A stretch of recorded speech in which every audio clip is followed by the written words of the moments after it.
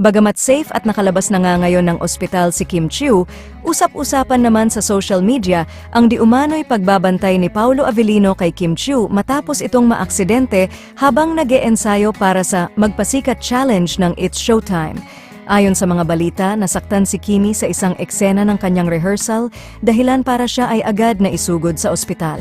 Naggulat ang marami nang kumalat ang unconfirmed reports na sumugod umano sa ospital si Paolo Avellino. Di umano'y nasa Japan daw kasi ang kanyang kapatid na si Ate Lakam, kaya't si Paolo ang agad na nagpunta upang samahan si Kim at magbigay ng comfort. Maraming netizens ang natuwa sa balitang ito at hindi napigilan ang kilig online na nagpapakita ng suporta ni Paolo kay Kimi. Sobrang sweet ni Paolo, talagang hindi niya iniwan si Kim sa oras ng pangangailangan, pahayag ng isang fan. Bagamat wala pang kumpirmasyon sa katotohanan ng balitang ito, masaya naman ang mga fans sa ideya na handang samahan at bantayan ni Paolo si Kim sa oras ng pangangailangan nito.